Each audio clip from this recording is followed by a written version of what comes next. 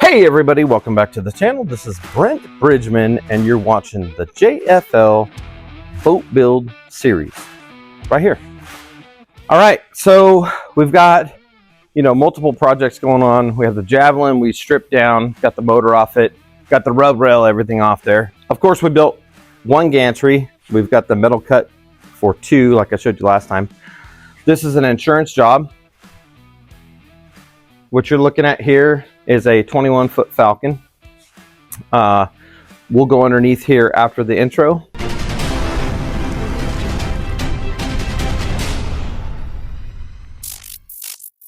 I will show you the damage. This boat has a subfloor in between the bottom hull and the subfloor of the floor. So there was a bunch of water, roughly 10 gallons of water trapped underneath that. So what you have to do is you have to access it. It already had holes drug through it from the damage from running over rocks, which you'll see. But we had to relieve it a little more to get all of the water out, because a falcon from the side goes like, it's got like a little belly in it. So anyway, we just chased the water until it didn't come out anymore. And then it's been draining for 7 days. Now I was supposed to have this boat done in like 4 days. We didn't know about the water. So one thing is, if there's any moisture or water, you definitely can't do any fiberglass work, especially structural fiberglass on the hull. And this is the very bottom of the hull. So anyway, stay tuned and I'll just take you guys underneath the boat and we'll put you on a series of time lapse today. Today's Sunday, so there's not going to be any Brandy today, but maybe I'll include some Brandy tomorrow and the next day in this same video. But today you won't see Brandy. I know. Ooh, I know. Anyway, here we go. All right, Brandy's back. Hi. Now we're going to climb underneath the Falcon boat and we're going to cut a bunch of 1708 in top strand mat and get that area built up this morning. And then I've got a little treat for you guys. Sorry, the air compressor was running, but we're actually going to help a friend of mine do a tiny bit of body work on a full-blown alcohol, full chassis Mustang Fox body today. So we'll be bouncing between this shop and his shop. His shop is just across the gravel parking lot here next to the old little shop. So anyway, we're going to do that. So we're going to climb underneath. I'm going to try to take this old tripod and place it in a manner where you guys can watch what we're doing. And I'll try to explain it as we go. It's a little difficult underneath the boat because there's only 2 feet to work with. But me and Brandy, we got 2 sets of scissors. So we're going to get under there and make sure we can cut enough layers. And we'll lay all those layers today. And while that's curing, we're going to jump over to the Mustang. I've got a couple spots I got to block sand, and then we're going to load it up with primer today. I got to check to see how much feather fill primer I have. That G2 series is the best if you're going to be using fiberglass or gel coat in a car situation. I don't ever use the G2 on boats. So anyway, we'll be right with you.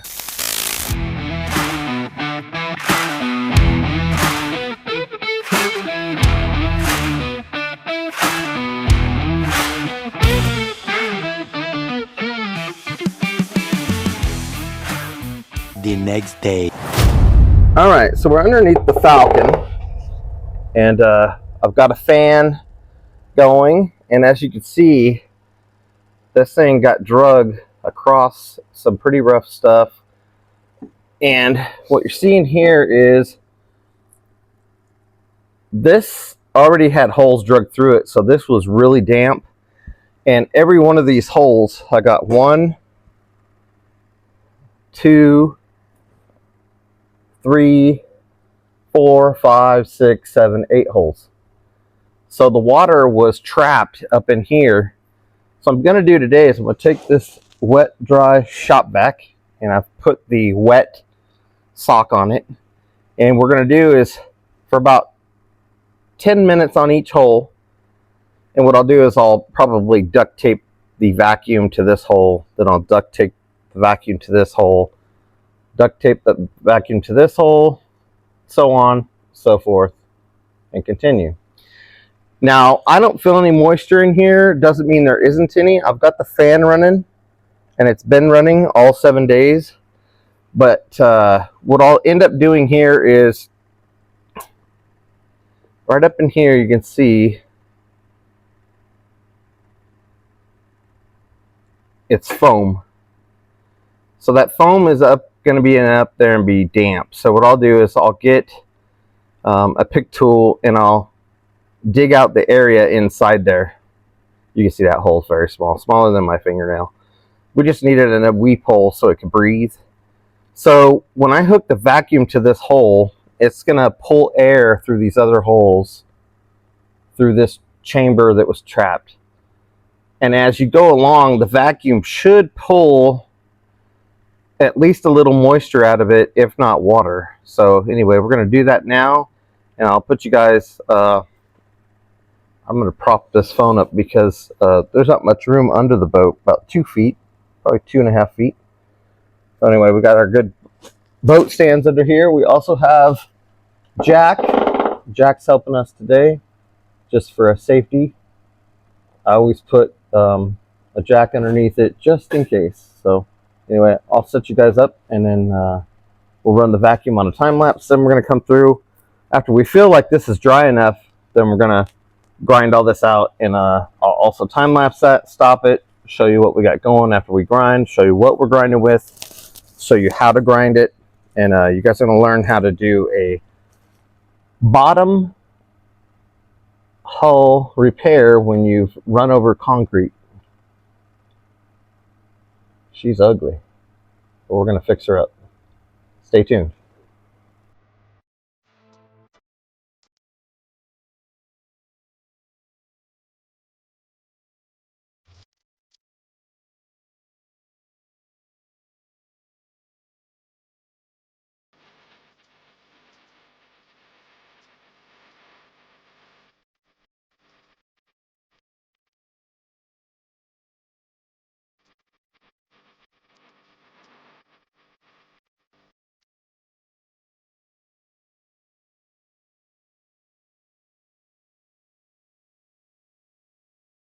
All right, so these will be the two tools I'll be using.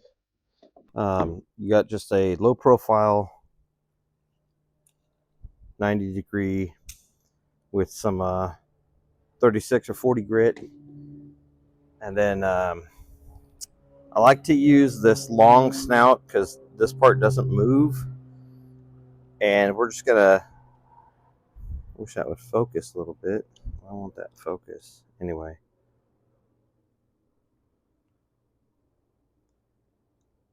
So these are the more expensive tips, and the fiberglass doesn't wear them out too bad, from Harbor Freight. So both these tools are from Harbor Freight, but I'll go underneath and show you guys what we're going to sand and grind out. Okay, so you can get these little tube fans, I call them tube fans, from Walmart, and while you're grinding, it's going to help relieve some of the dust that you're going to encounter while you're grinding out all this whole bottom. So I'll get set up, and then basically we're going to grind out. See how this is all cracked and chipped? So our grind out area will go 3 times the size of the damage. So if it's damaged here, we're going to come all the way out to this rib. We won't go over the rib because there's no damage here, but we'll glass, say, from 2.5 inches. So the damaged area is here. So we'll go to the middle. About here is where we're going to grind out to, because we're going to have to build up the different layers as we go. And then same here. So, this is as wide as my thumb. So we'll grind out, this much past it. We got another chunk here. This is through a couple layers.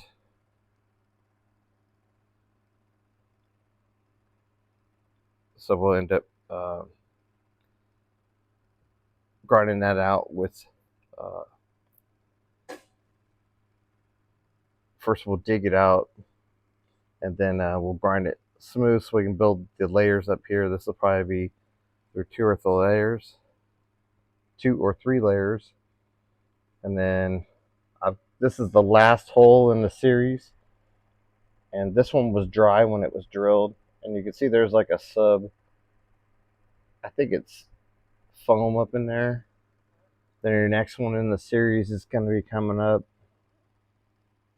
right here. And like you can see,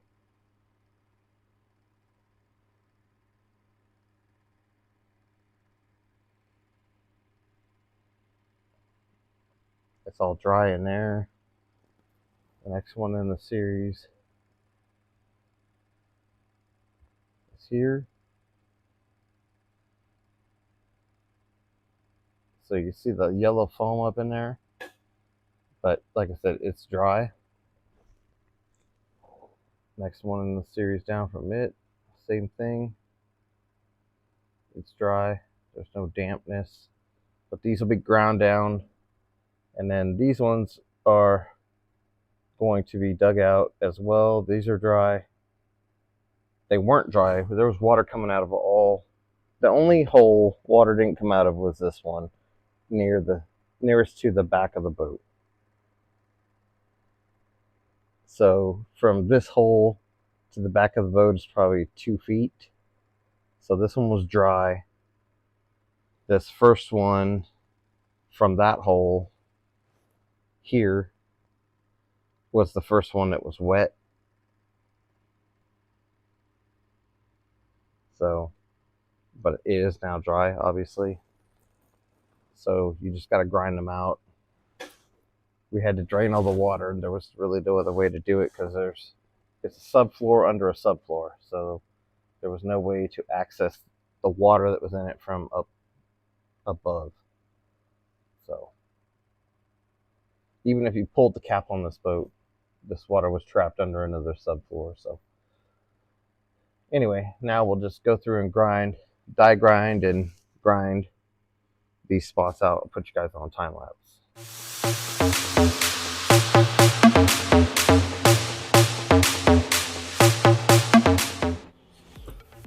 All right, so we got our cabosil. All right, and if people just joining the channel don't know what it is, it's a very fine silica fiberglass, kind of like a powder. And we add that to this resin. This is just standard resin that I use. Brand is Polent. And then, of course, some chop strand mat that we're going to cut up with scissors. So I want to definitely caution that when you're adding cabosil to anything, make sure that you are wearing a mask. And for the purposes of this video, I'm just going to be very, very, very careful so I can still talk to you. I tapped the jug, and it already got the powder to the front there. See that? I very carefully scoop it out with the mixing stick right over the cup. General rule of thumb is whatever your distance is of resin is the distance of cabosil. So if you have 1 inch in the bottom of the cup, you want to put 1 inch deep of the cabosil to start. And if you want it thicker, you add more. But what I'm going to do here is I'm going to mix in the cabosil. Just be very careful. What I do is I push down. I push it down. Because if you went straight to stirring, it would just stir it right out of the cup because it's so lightweight it gets airborne. So once I know I've got it kind of, then I just go slow with it. And what'll happen is it'll start turning over. I just rotate the cup, trying not to get that cabosil airborne. And I do the cabosil first because it's a little harder to stir if you chop up the chop strand mat in there. So I like to get it fairly thick, but not. See how it's taken on? It's finally taken that cabosil in there. All right. And so anytime you have holes, stress cracks that you've dug out, I like to use cabosil with resin, and then I put a little bit of chop strand mat. What's that do? Well, the cabosil gives it a little bit of foundation, but it has no structural integrity, which means cabosil and resin could still crack, break, chip out. Now, when you do the cabosil with chop strand mat cut up in it, you've got little fiber hairs cut up that are going to grab onto other surfaces that you sanded. You know, if you were to do it under a microscope, it looked like, you know, a bunch of deep scratches, you know. So now, see, this isn't as pasty as I want it, but that's not the point. Point was to get that much cabosil in there, which was half the amount it needed. Now what I'm going to do is, I'll put more cabosil here in a second, but what we're going to do now is we're going to cut it up. Now, watch this. I'm just doing small, little, tiny. Let's see if we can zoom in some more. There we go. Let's move the cup so you can see it. So I'm just taking that edge and I'm just cutting, you know, 1/8 inch at a time. And what's happening is those little glass shards are going down in the cup, and they're also going to help make this a paste as well. But what it does is it makes the solution adhere to a sanded surface or holes. What are we doing? Filling a bunch of holes. But we ground them holes out so they look like a deep pond. So same thing, if you were put it under a microscope, what was drill holes done with a step bit were ground out, you know, 5 times the size of the hole. And then we're going to follow up with this chop strand mat and this cabosil with resin. And we'll let that cure for most of the day today. And then we'll probably get back on this tomorrow. And tomorrow we'll lay our 1708 and our layers of chop strand mat. And these are really rough. These are brand new scissors. I'm going to grab my old scissors. These probably have some resin on them, I think.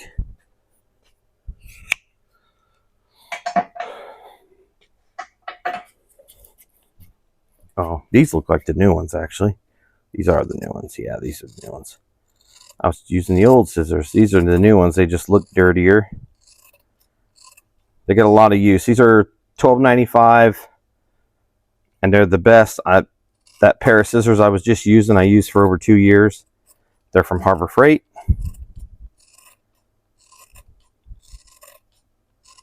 And for $13 for a pair of scissors, cutting fiberglass every other day, that's well worth the money. All right, so I've got that chopped up, and what I want to do is stir that in to see the thickness, because this is also going to add thickness. But the point of that is so you make a solution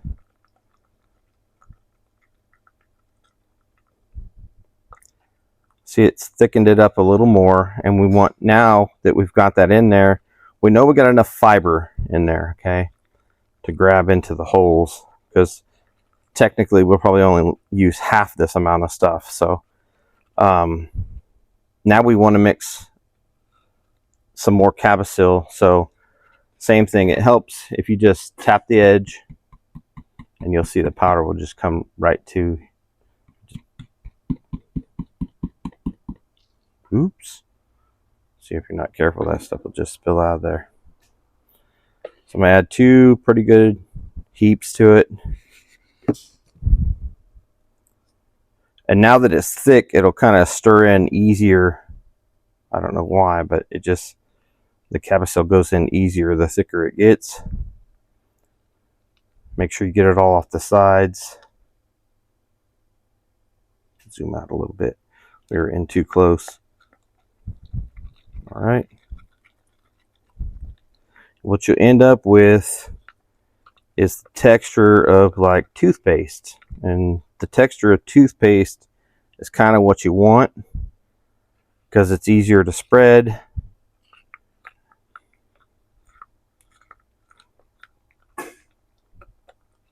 Make sure you get all of the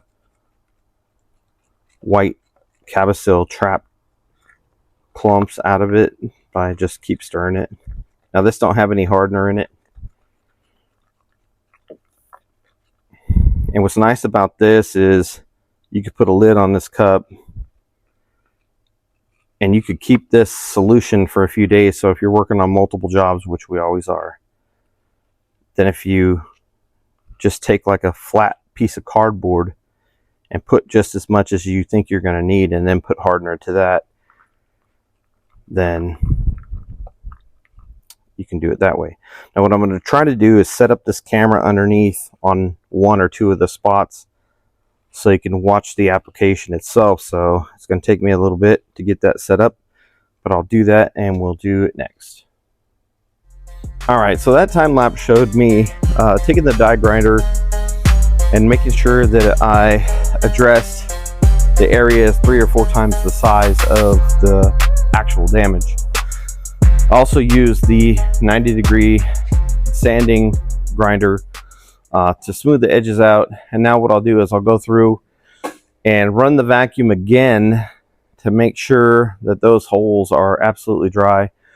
And then that'll also suck out any moisture that might be sitting in there. So what I'll do is I'll take some acetone and squirt it in the area before I apply any resin or Kamus mixed with chop strand mat. So I'm going to make that solution now and then fill in those holes a little bit, and then I'll come bring in some chop strand mat and some 1708 in those spots. So I'll start with the Kamus mixture just to plug the holes. Then I'll bring in 1708. Then I'll do a layer of chop strand mat, another layer of 1708, chop strand mat, chop strand mat, chop strand mat. So it'll be a total of 6 layers on top of the Kamus mixed with the chop strand mat cut up real fine in the resin. So we're going to do that solution right now. Hey Brandy, you can use that creeper.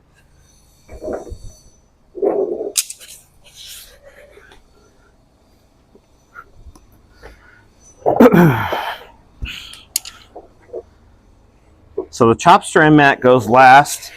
The 1708. So what we're doing is yesterday I cut some for this thing, and then I've cut some. But basically what we're doing is these areas where it's ground out, we need to fill. See how there's 1, 2, 3 layers? Mm-hmm. So 1 layer of 1708, and then we'll lay 2 layers of chop strand mat over that.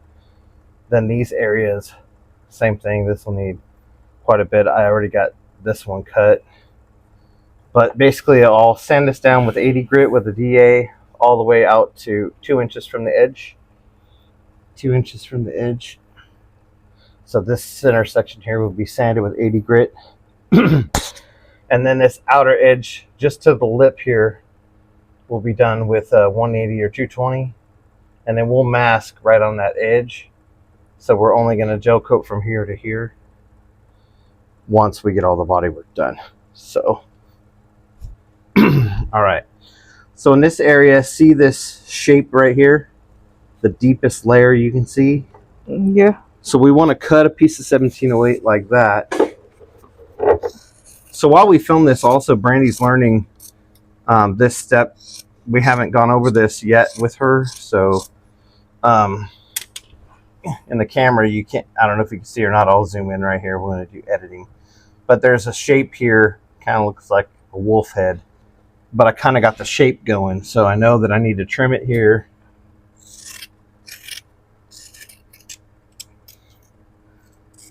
And I'm looking at the shape while I'm doing this. And then I put it back up there again. So see what I'm after here? I want to get this shape. So I'm a little...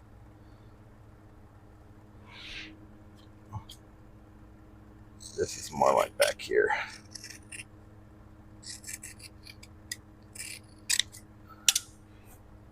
So that there. And then it's smooth. And we'll save all these scraps too, so you never know. Like, see this little one here?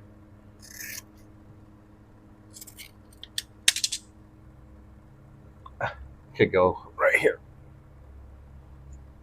Like that. So you save all the scraps, and then, so then next we're gonna do like from here to here. So we got this long piece here, so we'll cut a long strip.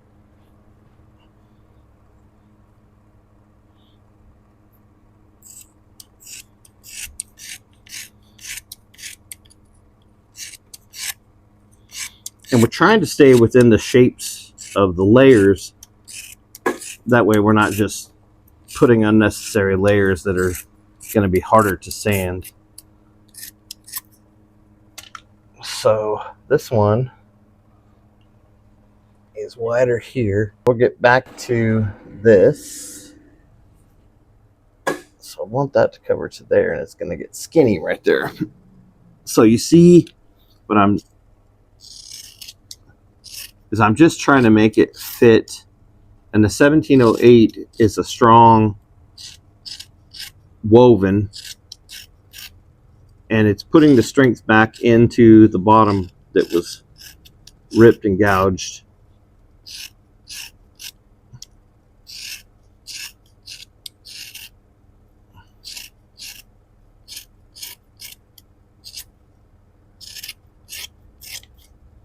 Now I'm just kind of guessing at what I was seeing up there for this. Let's see how close we are. That's a little too thick. That's perfect. That's a little too thick. Okay. Now what happens if I move it down to there? That's better. That's better. Looks like a snake skin, doesn't it? Yep. We'll cut that short right there. Okay. So you get the gist of it? Yep. All right. So I'm going to set Brandy free, and she's going to start at the other end. Actually, I'll let you work at this end. So this piece goes here. All right. So we'll lay that right here. That other piece we did. See, like this piece here can go right here.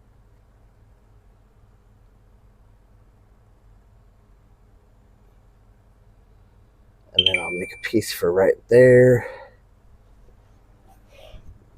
And just lay it out like this. And then that way when we go to resin it in, we know exactly where we're headed. Now this shape goes here. Move it.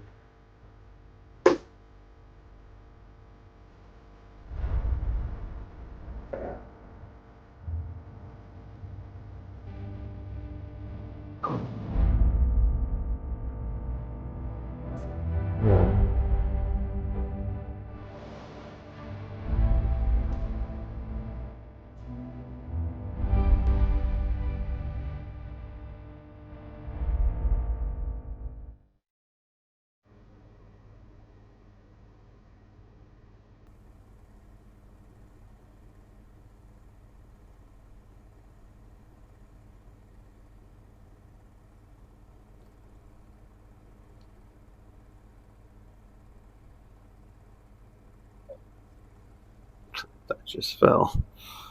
All right. So what I want you to do is cut the chop strand mat to go everywhere where it's not black. Does that make sense? Mm-hmm.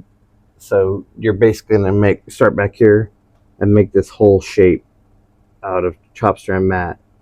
And when you get them cut, even here, and when you get them cut, make 2 of everything. And then I'll have you come up here once I get these cut. These will be very small, but little chop strand mats.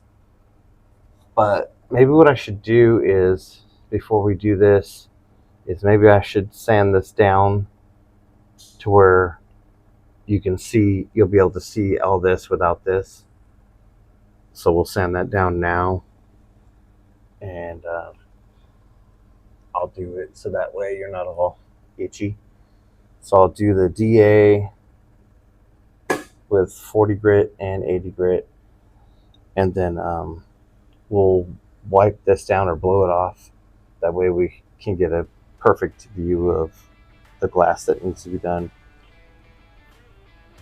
And I'll get those spots sanded as well, and then I'm going to sand all the way to here with the 80 grit, and all the way to here with the 80 grit. So this whole center section will be sanded, and then that way when we roll, we're going to use the rollers today. We roll all of our layers on, then we're going to let this cure, and then we'll go do the Mustang.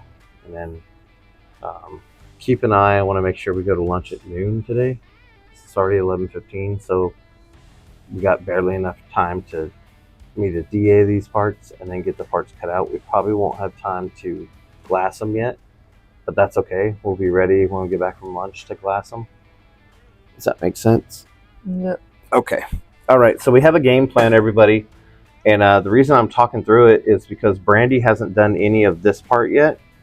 And so it's good for you guys and it's good for Brandy. You guys are all learning at the same exact time. And then you'll get to see the entire process, because I've got a bunch of people online saying, can you please show us how you're doing this? So I'm trying to do that even better. And I'm going to try to keep up with the camera angles. So you guys don't need to necessarily see us laying on the ground. So I'm going to be having you guys close to the boat work so you can see exactly the hands-on situation that's going on. And then that way you understand it. And then we'll have better viewership that way, because everyone's super curious on how these repairs are done and how they're made and how they're finished. This will be a very good episode for everybody, because you get to actually see the inner workings of what happens and how to get rid of the water and how to prep it for the multiple layers of 1708 and chop strand mat to the finish sanding and then into the gel coat finishing and polishing. So this is a really good job for that. And then after this, next time I get one of these in here, I'll tell Brandy, hey, remember the black Falcon we did? We're doing the same thing to this next boat. And she'll just get under here and whip it out. I don't even have to tell her twice. She'll be like, hey, I got that ground down. Hey, it's got water in it. And then she knows we use a step bit to drain the water. I could have been lazy and like lowered the front of this boat all the way to the ground and then let the water sit in the front of the boat while we did the repair. But I wanted the water out of the boat, because this area where it was at was trapped. So there's no way to, it's trapped because I had somebody ask me yesterday that was here in the shop. They said, how does the water trapped? Well, here's the thing. The kid damaged, I say that respectfully, the bass fisherman damaged this area, and then he took this boat out after the damage to 2 tournaments. So this boat sat in the water for over 8 hours. I'm sure he pre-fished with it too, by the way. So this boat may have been in the water 3, 4, 5 days, and it had holes through the foam down here.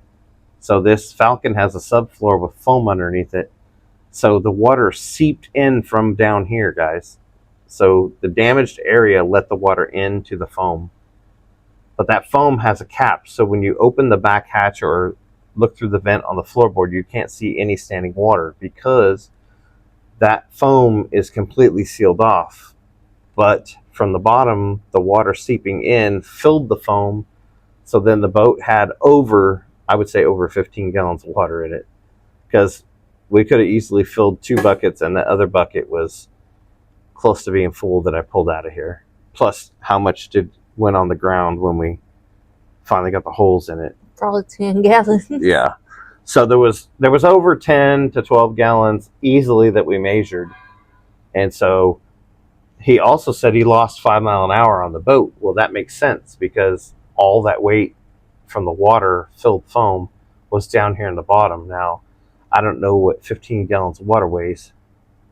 I mean, probably maybe 200 pounds. But it's like putting 3 lead acid batteries in the very bottom of your boat. So, and if it's all the way up, it's going to ride heavy in the front, which is pushing water, which would slow the boat down, because you're not riding on the last 3 or 4 feet of the pad back here, because your nose heavy. Same thing with the Ranger boat of mine. It's all full of water. That's why it never can have any lift. We're going to fix that. We're going to take the cap off the Ranger, strip everything out of it, and make it lighter. We're going to fully Kusa board that thing. And since we're in there, we might as well move the seats back. I've got a whole new project going on that Ranger boat. Since we're lifting the cap, I'm going to move everything back a foot. Seats, everything. So I didn't tell Brandy that, but she just looked at me like, you crazy. All right. So I'm going to sand this. We'll put this on a time lapse.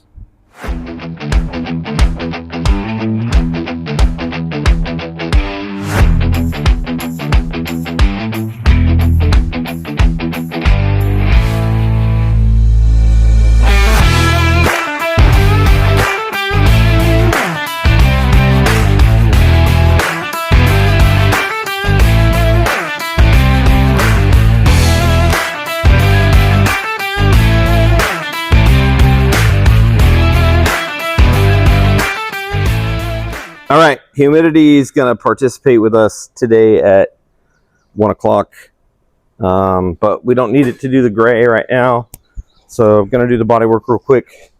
Brandy's working on the Ranger.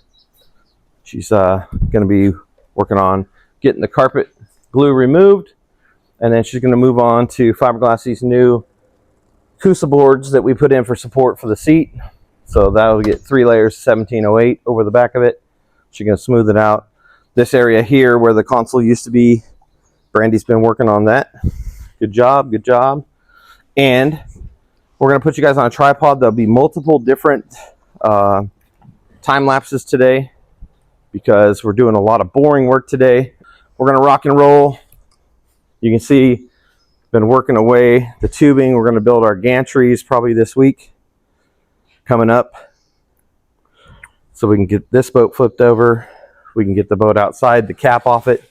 But anyway, I just got to sand a few spots on here where I patched some pinholes, and then mask this whole boat off and spray the charcoal gray metal flake. Hopefully that cures quickly. I'll mix it a hot batch, and then hopefully I can get the chrome sprayed later this afternoon, and then we'll get some clear coat on it. But actuality, I'll probably shoot the chrome in the morning tomorrow, and then clear coat, because I'll have time to do all of it. So that's just a quick update. Join us right now. We're going to get going.